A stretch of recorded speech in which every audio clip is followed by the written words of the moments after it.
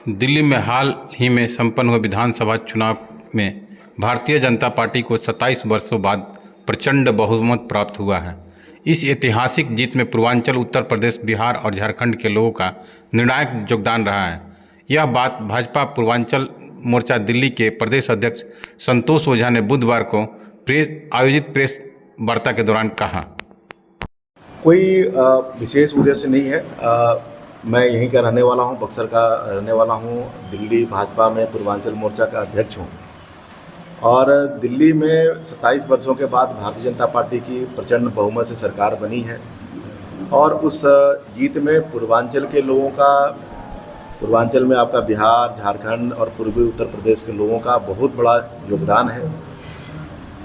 और सब लोगों ने मोदी जी के ऊपर भरोसा किया है, भारतीय जनता पार्टी के ऊपर भरोसा किया है।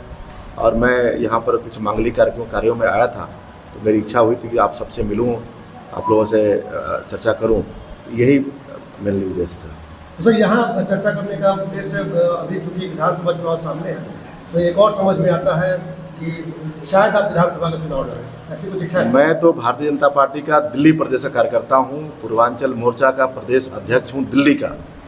तो यहाँ तो मेरा कोई राजनीति में यहाँ तो करता नहीं हूँ, मैं तो दिल्ली में करता हूँ। तो ये विधानसभा को लेकर के जो आपका सवाल है उसका कोई औचित्य नहीं है, कोई संभावना नहीं है, कोई औचित्य नहीं है मेरा। मैं तो दिल्ली प्रदेश में पूर्वांचल मोर्चा का अध्यक्ष हूँ, वहाँ राजनीति करता हूँ। विधानसभा चुनाव में बिहार में अपनी सरकार को पूर्ण बहुमत से लाने के लिए क्या कुछ आप लोगों के पास विजन है?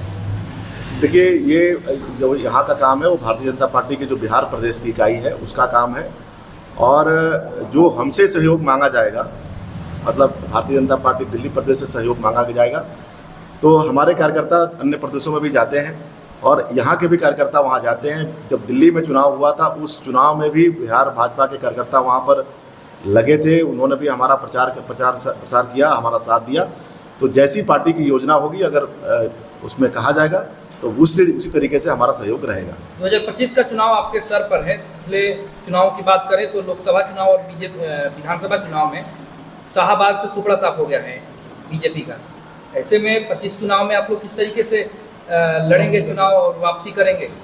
देखिए, अंतरकलह चल रहा है। देखिए, कोई अंतरकलह नहीं है और आप देख रहे हैं कि किस तरीके से भारतीय जनता पार्टी की सरकार आदरणीय श्री नरेंद्र मोदी जी के नेतृत्व में हमारी हरियाणा में वापस सरकार बनी है, महाराष्ट्र में बनी है सरकार, राजस्थान में सरकार बनी है, मध्य प्रदेश में सरकार बनी है, दिल्ली में सरकार बनी है। बिहार में क्यों नहीं बन पाती?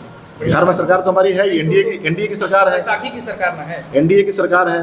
देखिए, एनडीए की सरकार पूरे देश में है। आज जो केंद्र की भी सरकार है वो एनडीए की सरकार है और उसमें सभी दल मिल करके वहाँ काम कर रहे हैं। एक हमारा एजेंडा है, उस एजेंडा पर सब लोग काम कर रहे हैं। और कई जगह हमारी सरकार एनडीए की सरकार है, वहाँ भी हम मिल करके लड़े थे। दिल्ली में भी लड़े तो वहाँ पर हमारे जदयू के लड़े, एलजेपी के कार्यकर्ता वहाँ लड़े, 2 सीटें। इलाहाबाद में इज्जत बचाना बहुत मुश्किल है आप लोगों का।